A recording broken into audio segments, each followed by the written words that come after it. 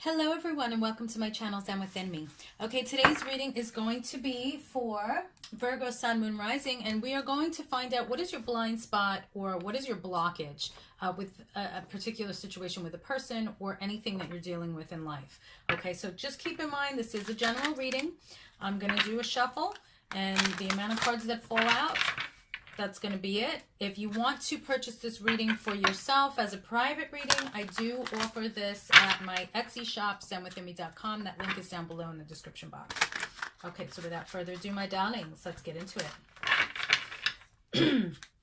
Guides, guardians, ancestors, angels, and ancient gods, please give me clear and concise messages for Virgo, Sun, Moon, Rising. What is their blockage or blind spot? What is Virgo's blockage or blind spot? What is Virgo's blockage or blind spot regarding their situation? Okay, actually I was going to check something, but that's fine. Okay, what is Virgo's blockage or blind spot? Let's see.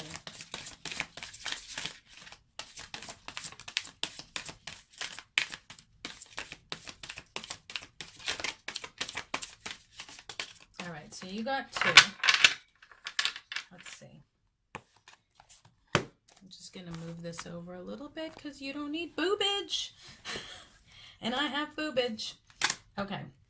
All right. So you got two cards here, 15 and 25. The numbers may also be relevant to you. So for those of you that's relevant, just pay attention to that.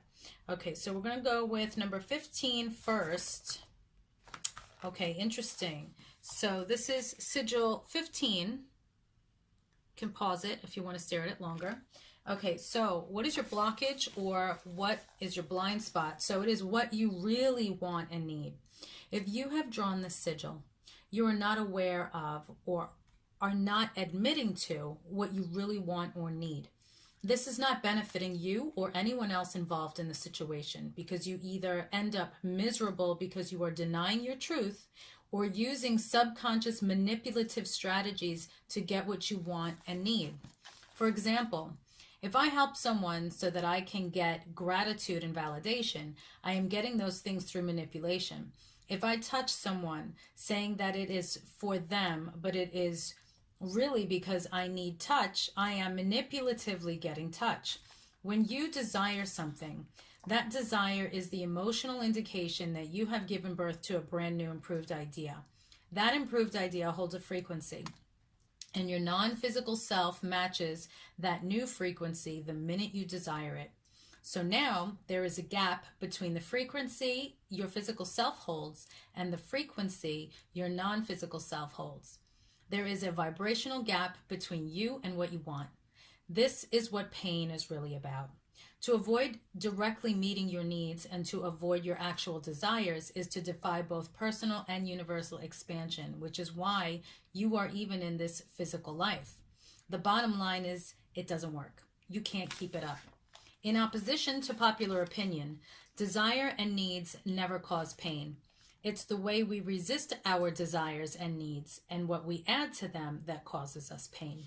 What makes desire painful are thoughts like these. I can't have what I desire. I don't deserve to have what I want.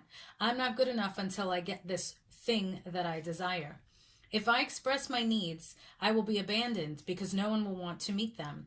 It's not okay to need what I need. It's not okay to want this thing that I want.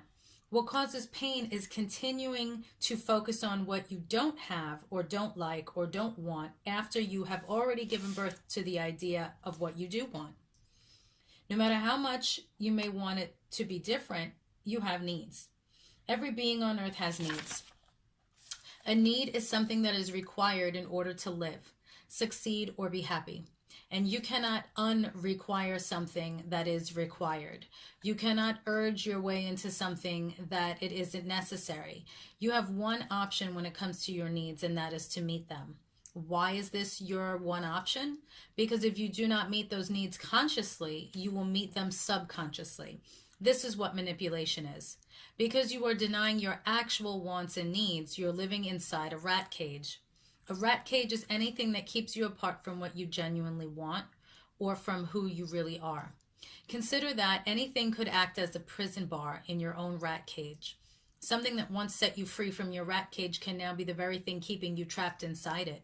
It is crucial that you begin the process of setting yourself free from the attachments you have to your very own rat cage before the universe demolishes it for you. If you have drawn this sigil, you have to risk that feeling of shame and or fear and admit to what you really want and need. Express that truth to others and take actions to bring those things into fruition. Right now, you are swallowing a heavy dose of self-denial to the detriment of yourself and others. The question for you to ask yourself is, why? All right.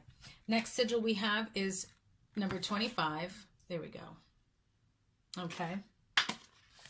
And let's see. 25 is, drum roll, resistance. Very interesting. These are going hand in hand. Okay, we have resistance here. If you have drawn this sigil, you are in resistance. You are not admitting that a tug of war is occurring within you or a tug of war is occurring between yourself and someone else. To understand resistance perfectly, I want you to imagine a stream with a fast-moving current. In this current, there is a boat. This boat has 6 oarsmen in it, each of whom have a paddle. Some of the oarsmen are paddling downstream with the current. Some of them are paddling upstream against the current.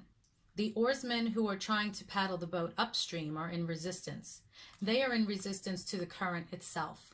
They are in resistance to the oarsmen who are also trying to paddle the boat downstream. Resistance is nothing more than opposition. It is any oppositional force. And I want to say, as I'm doing these readings for the zodiac signs, resistance is actually the one that's coming up the most. So a lot of you are dealing with this at this time. Okay, so we can meet with opposition from the outside and we can meet with opposition from the inside. Resistance from the outside is external people, events, and circumstances opposing you. But internal and external resistance go hand in hand. If you have drawn this sigil, you don't get to tell yourself that other people are resistant to you, so it isn't your issue. This universe is a time-space reality that is based on the law of mirroring.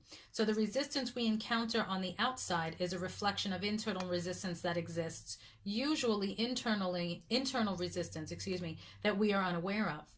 That being said, if you have drawn the sigil, it means one part of you is resisting another part of you, or you are resisting something or someone else.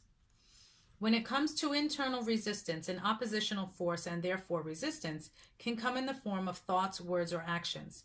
For example, take the thought, I have plenty of money and it comes easily to me. A resistant thought may be, all I ever get is bills and I never have enough money for what I want.